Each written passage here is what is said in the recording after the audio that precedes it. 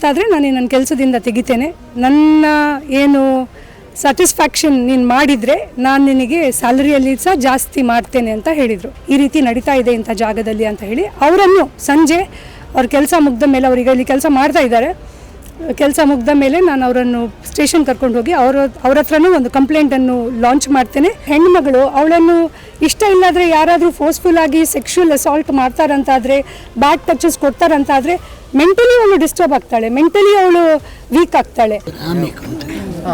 ನನಗೆ ಮೊನ್ನೆ ಶುಕ್ರವಾರ ದಿನ ಒಂದು ಫೋನ್ ಕರೆ ಬರುತ್ತೆ. ಅವರೊಬ್ಳು ಲೇಡಿ ಇಲ್ಲಿ ಕೆಲಸ ಮಾಡ್ತಾಯಿದ್ದಾರೆ ಗ್ರೂಪ್ ಡಿ ಅಲ್ಲಿ ಗುಡಿಸೋದು ಒರೆಸೋದು ಅಂಥ ಕೆಲಸಗಳನ್ನೆಲ್ಲ ಮಾಡ್ತಾಯಿದ್ದಾರೆ. ಸೊ ಅವ್ರು ಫೋನ್ ಮಾಡಿ ಹೇಳ್ತಾರೆ, ಇಲ್ಲಿ ನಮ್ಮದು ಸೆಕ್ರೆಟ್ರಿ ಯಾರಿದ್ದಾರೆ CH ಮೋಹನ್ ಅಂತ ಹೇಳಿ, ಅವರು ನನ್ನ ಮೇಲೆ ಫಿಸಿಕಲ್ ಅಸಾಲ್ಟ್ ಮಾಡ್ತಾರೆ, ಮೈಕೈ ಎಲ್ಲ ಮುಟ್ತಾರೆ, ಬ್ಯಾಡ್ ಟಚ್ ಎಲ್ಲ ಕೊಡ್ತಾರೆ. ಮತ್ತು ಇದಕ್ಕಿಂತ ಮೊದಲು ಆ ರೀತಿ ಮಾಡ್ತಾಯಿದ್ರು. ಆ ಹೊತ್ತಲ್ಲಿ ಅವ್ರಿಗೆ ಸ್ಪಂದಿಸ್ತಿಲ್ಲ ಅಂತ ಹೇಳಿ ಫಸ್ಟ್ ಅವರು ಆಫೀಸ್ ಒಳಗಡೆ ಕೆಲಸಕ್ಕಿದ್ರು, ಸ್ಪಂದಿಸ್ತಾ ಇಲ್ಲ ಅಂತ ಹೇಳಿ ಅವರಿಗೆ ಸ್ವಲ್ಪ ಕಷ್ಟದ ಕೆಲಸ, ಗುಡಿಸೋದು ಒರೆಸೋದು ಅಂಥ ಕೆಲಸಕ್ಕೆ ಅವರನ್ನು ಹಾಕಿದ್ದಾರೆ. ಮೊನ್ನೆ ಅವರನ್ನು ಕರೆಸಿ ಏನು ಹೇಳ್ತಾರೆ ಅಂದರೆ, ಮಂಡೇ ದಿನ, ಇವತ್ತು ಸ್ಯಾಟರ್ಡೆ ರಜೆ ಇತ್ತು, ಮಂಡೇ ದಿನ ಬರುವಾಗ ಹಸಿರು ಸೀರೆ ಉಟ್ಟು ಬರಬೇಕು ಅಥವಾ ಹಸಿರು ಬಟ್ಟೆ ಹಾಕಿ ಬರಬೇಕು. ಹಸಿರು ಬಟ್ಟೆ ಹಾಕಿದರೆ ನನಗೆ ಒಂದು ಸಿಗ್ನಲ್ ಏನಂದರೆ ನೀನು ನನ್ನ ಮೇಲೆ ಇಂಟ್ರೆಸ್ಟೆಡ್ ಇದೆಯಾ ಅಂತ ಹೇಳಿ. ಇಲ್ಲ ಅಂತಾದರೆ ನಾನು ನನ್ನ ಕೆಲಸದಿಂದ ತೆಗಿತೇನೆ, ನನ್ನ ಏನು ಸ್ಯಾಟಿಸ್ಫ್ಯಾಕ್ಷನ್ ನೀನು ಮಾಡಿದರೆ ನಾನು ನಿನಗೆ ಸ್ಯಾಲರಿಯಲ್ಲಿ ಸಹ ಜಾಸ್ತಿ ಮಾಡ್ತೇನೆ ಅಂತ ಹೇಳಿದರು. ಇಂಥ ಪ್ರಕರಣಗಳು ತುಂಬ ಕಡೆ, ತುಂಬ ವರ್ಕ್ ಪ್ಲೇಸಸಲ್ಲಿ ಕೆಲಸ ಮಾಡುವ ಮಹಿಳೆಯರು ಫೇಸ್ ಮಾಡ್ತಾರೆ.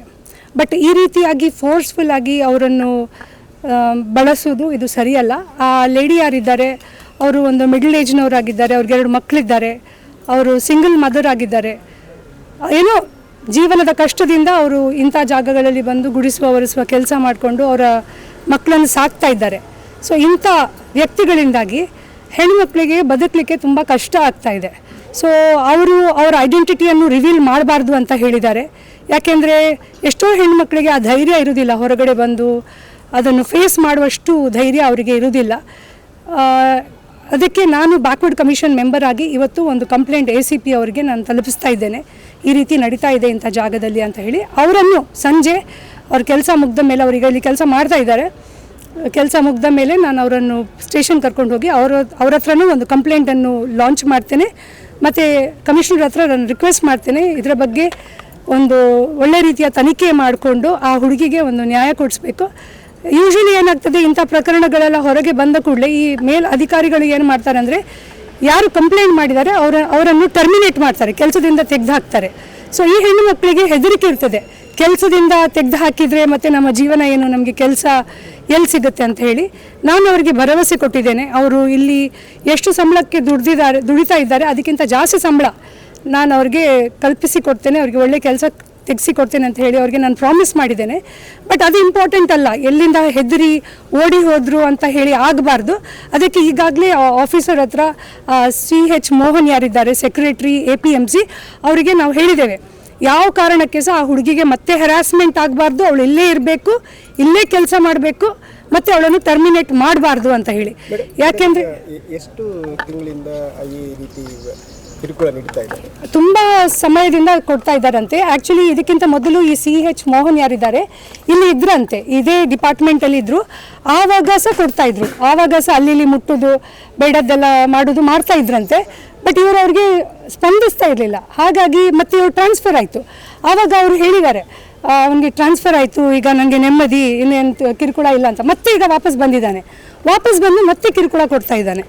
ಈಗ ಅಂದರೆ ಒಂದು ಲೈಂಗಿಕ ಕಿರುಕುಳ, ಮಾನಸಿಕ ಕಿರುಕುಳನೂ ಇದೆಯಾ? ಹೌದು, ಖಂಡಿತವಾಗಿರ್ತದೆ. ನೋಡಿ, ಒಂದು ಹೆಣ್ಣುಮಗಳು ಅವಳನ್ನು ಇಷ್ಟ ಇಲ್ಲಾದರೆ ಯಾರಾದರೂ ಫೋರ್ಸ್ಫುಲ್ ಆಗಿ ಸೆಕ್ಷುವಲ್ ಅಸಾಲ್ಟ್ ಮಾಡ್ತಾರಂತಾದರೆ, ಬ್ಯಾಡ್ ಟಚಸ್ ಕೊಡ್ತಾರಂತಾದರೆ ಮೆಂಟಲಿ ಅವಳು ಡಿಸ್ಟರ್ಬ್ ಆಗ್ತಾಳೆ, ಮೆಂಟಲಿ ಅವಳು ವೀಕ್ ಆಗ್ತಾಳೆ, ಇಮೋಷ್ನಲಿ ಅವಳು ಬ್ರೇಕ್ ಡೌನ್ ಆಗ್ತಾಳೆ. ಮತ್ತು ಅವಳಿಗೆ ಅವಳ ಜೀವನದ ಅವಳಿಗೆ ಯಾರೂ ಇಲ್ಲ ಸಪೋರ್ಟ್ ಮಾಡುವಂಥವ್ರು. ಆ ಸಂದರ್ಭದಲ್ಲಿ ಎಕನಾಮಿಕಲಿ, ಫೈನಾನ್ಷಿಯಲಿ ಎಲ್ಲ ರೀತಿಯಲ್ಲಿ ಅವಳು ಶಿ ಗೆಟ್ಸ್ ವೀಕ್. ಅದರ ಅಡ್ವಾಂಟೇಜ್ ಇಂಥವರು ತಗೊಳ್ತಾರೆ. ಮಹಿಳಾ ಆಯೋಗಕ್ಕೂ ಇದ್ರ ಬಗ್ಗೆ ನೀವು ಕಂಪ್ಲೇಂಟ್ ಮಾಡ್ತೀರಾ? ಮಹಿಳಾ ಆಯೋಗಕ್ಕೂ ಇದರ ಬಗ್ಗೆ ನಾನು ಕಂಪ್ಲೇಂಟ್ ಮಾಡ್ತೇನೆ. ಮತ್ತು ಇವರ ಕನ್ಸರ್ನ್ ಡಿಪಾರ್ಟ್ಮೆಂಟ್ ಯಾರಿದ್ದಾರೆ, ಅಲ್ಲಿದು ಅಧಿಕಾರಿಗಳು ಯಾರಿದ್ದಾರೆ, ಸರ್ಕಾರದ ಗಮನಕ್ಕೂ ನಾನು ಇದನ್ನು ತರ್ತೀನಿ ಅಂತ ಈ ಸಂದರ್ಭದಲ್ಲಿ ಹೇಳಿಕೆ ಇಚ್ಛಿಸ್ತೇನೆ. ಮತ್ತು ಇವತ್ತು ತುಂಬ ಜನ ಮಹಿಳೆಯರು ಪಕ್ಷ ಭೇದ ಜಾತಿ ಬಿಟ್ಟು ನಮ್ಮೊಟ್ಟಿಗೆ ಇಂಥ ಒಂದು ಒಳ್ಳೆ ಕಾಸಿಗೆ ಕೈ ಜೋಡಿಸಿದ್ದಾರೆ, ಅದು ವೆರಿ ಶಾರ್ಟ್ ಟೈಮಲ್ಲಿ. ಅವರಿಗೆಲ್ಲರಿಗೂ ನಾನು ಈ ಸಂದರ್ಭದಲ್ಲಿ ಧನ್ಯವಾದಿಸ್ತೇನೆ. ಯಾಕೆಂದರೆ ಇಂಥದ್ದು ಏನು ಪ್ರಕರಣಗಳಿದೆ ತುಂಬ ಕಡೆ ನಡೀತಾ ಇದೆ. ಸೊ ಅಂಥದ್ದಿದ್ದರೆ ನಾವು ಅದನ್ನು ಫೇಸ್ ಮಾಡಬೇಕು. ನಾವು ಅದನ್ನು ಫೇಸ್ ಮಾಡಿದಾಗ ಮಾತ್ರ ನಮಗೆ ಅದರ ರಿಸಲ್ಟ್ ಬರಲಿಕ್ಕೆ ಸಾಧ್ಯ. ಇಲ್ಲದ್ರೆ ನಾವೆಲ್ಲೋ ಒಂದು ಕಡೆ ಕುಗ್ಗಿ ಹೋಗಿ ನಾವು ನಮ್ಮ ಜೀವ ಅಂತ್ಯ ಮಾಡುವಷ್ಟು ಪರಿಸ್ಥಿತಿಗೆ ಬರ್ತದೆ. ಸೊ ಯಾರು ಹೆಣ್ಣುಮಕ್ಕಳು ಹೆದರಬಾರ್ದು. We have to face it. ಯಾಕೆಂದರೆ ಇಲ್ಲಿ ಕೆಲಸ ಅಲ್ಲ ಅಂತಾದರೆ, ಯಾಕೆಂದರೆ ಬದುಕಲಿಕ್ಕೆ ನಮಗೆ ಬೇಕಿರೋದು 2 ಹೊತ್ತು ಊಟ. ಆ ಊಟ ದುಡಿಲಿಕ್ಕೆ ನಮಗೆ ಎಲ್ಲಿ ಸಹ ನಮ್ಮ ಮೇಲೆ ಶಕ್ತಿ ಇದೆ ಅಂತಾದರೆ ಎಲ್ಲಿ ಸಹ ನಾವು ದುಡ್ಕೊಂಡು ಬದುಕಬಹುದು. ಬೇಕಾದಷ್ಟು ಅಪಾರ್ಚುನಿಟೀಸ್ ಇದೆ ಲೈಫಲ್ಲಿ. ಇಂಥವರೊಟ್ಟಿಗೆಲ್ಲ ಕಾಂಪ್ರಮೈಸ್ ಮಾಡಿಕೊಂಡು ಬದುಕುವ ಅಗತ್ಯ ಇಲ್ಲ ಅಂತ ನಾನು ಅಂದ್ಕೊಳ್ತೇನೆ. Thank you.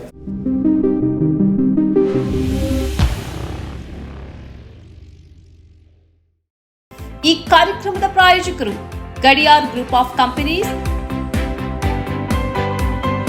specialized in piling and shoring, engineering consultancy, firefighting, steel structures, real estate. Office, SIT Tower, Silicon Oasis, Dubai, UAE.